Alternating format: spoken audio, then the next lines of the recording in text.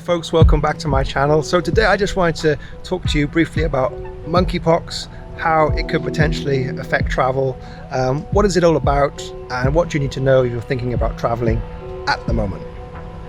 So it was just last month, guys, that the World Health Organization, WHO, classified monkeypox as a World Health Emergency, which is the same level as they designated COVID back at the start of the pandemic.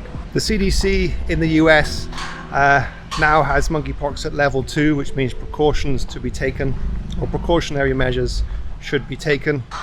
But my feeling is at the moment that most countries are taking a wait and see approach. So I'm not aware of any quarantine requirements, health declarations, things like that yet, although I'm hearing about proposals being drawn up, and I wouldn't be surprised in the future if we see these sort of things come to fruition in different countries. So what is monkeypox, guys, and what does it mean for world travel? The world is just opening up, or scrambling to opening up post-COVID, and now we have another virulent disease which is making headlines all over the world. So what does it mean? So monkeypox is a zoonotic viral infection, which means it can be transmitted from animals to humans and vice versa.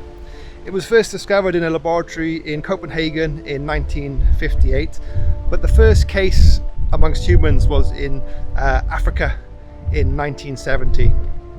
And since that time, it's been endemic in parts of Central and Western Africa. And it hasn't been typically seen outside of these areas, which is very unusual. And that's what makes the situation that we have at the moment so unusual. As of today, the 4th of August, there have been over 26,000 reported cases of monkeypox across the globe, and with over 75 countries reporting cases of monkeypox. This is indeed very unusual. Scientists are working on theories as to why this is the case, but at the moment we're pretty much in the dark. So what does this mean for travel? Now we've opened up after COVID, we've now got monkeypox. Can we still travel? What does it mean for future travel? And what does it mean for you and your health?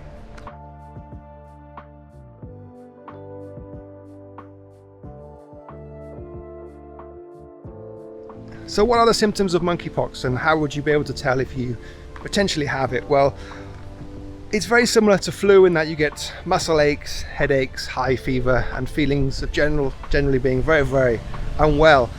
But the differentiating factor is the rash. So if you have monkeypox, you'll typically have a rash or lesions potentially all over your body.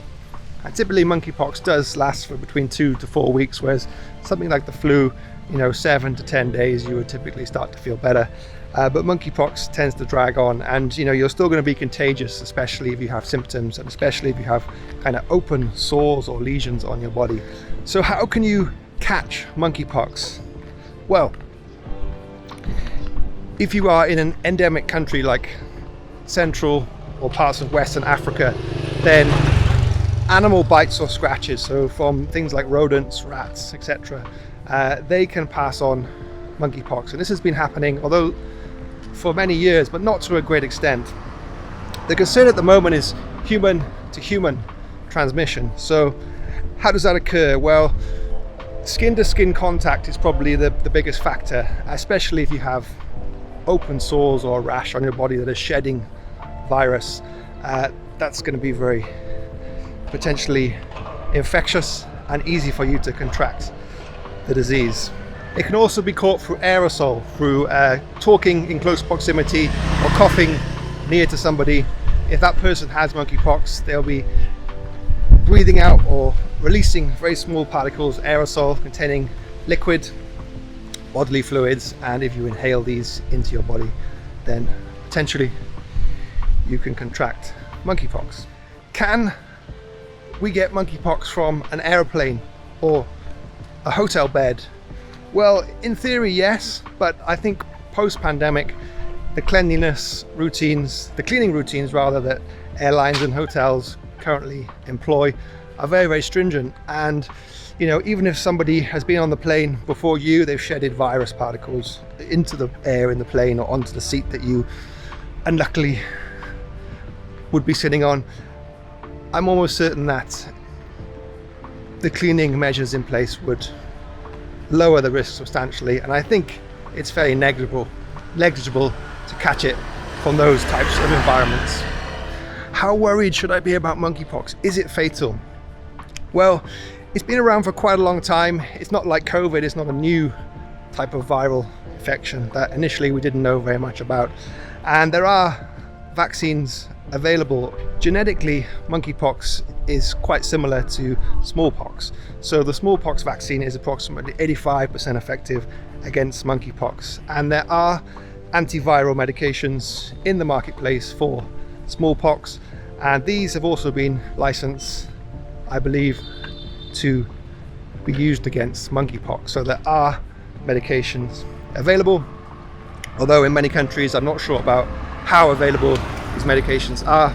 And again, into smallpox vaccines, I have no idea the levels of stock that different countries carry, so I just don't know. How worried should we be? Is monkeypox fatal? Well, it can be fatal, but it's very, very rare, and most people do get better after 2 to 4 weeks, according to the evidence and the research that we have. So I'm not personally too worried about it, although I wouldn't want to catch it. I wouldn't want to be sick with a rash for a month, and I'm sure if you've been sick with a viral infection for a month, you're not going to feel quite right for quite a long time after that month as well, because when you get quite a potent virus like that, quite often you get sort of post-viral fatigue symptoms where you get inflammation in your body and you just don't feel right for a while afterwards as well. So what has the response been from most countries at the moment? Well, it looks like most places are taking a wait and see approach. So as I mentioned previously, CDC in the US has put it as level 2, so take precautionary measures. What does this mean for countries like Vietnam, where I'm at the moment? Well, the news has just very recently reported that the Ministry of Health is considering bringing in health declarations and the possibility of doing temperature checks on arrival at international ports. So why would they do that? Well, obviously high temperature is a very clear sign of infection, and health declaration would help them to determine if you've been in a country that has a lot of cases of monkeypox, or even in the vicinity of someone who has had monkeypox. But I think Vietnam, same as many other countries at the moment, they're not taking any kind of really strict measures. They're taking a wait and see approach.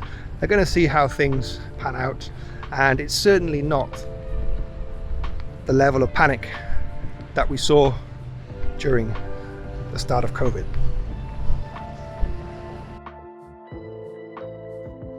So how do you avoid contracting monkeypox on your travels, guys? Well, it's common sense. It's the same as any disease. If someone's coughing, sneezing, whatever, I would tend to keep away with them.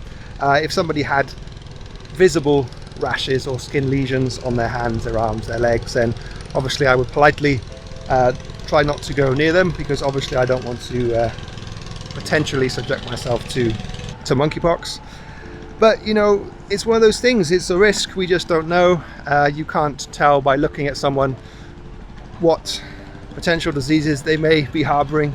Obviously you can't look at someone and know what's going on inside. So I think just common sense, good hand hygiene, good hygiene in general, and keeping away from people who are obviously sick is probably the best thing that you can do.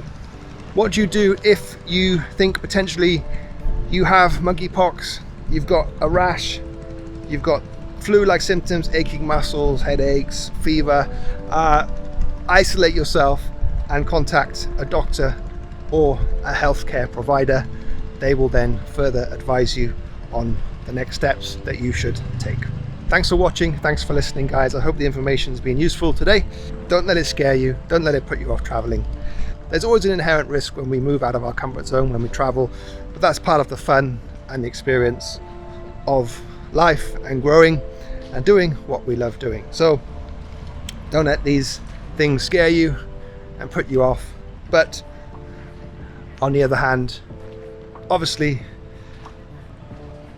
be very aware of what is being reported in reputable news channels, and always go to consulate, embassy sites before you travel, just to make sure that you have the correct vaccinations, documents, and that you're able to freely travel into that country at that time.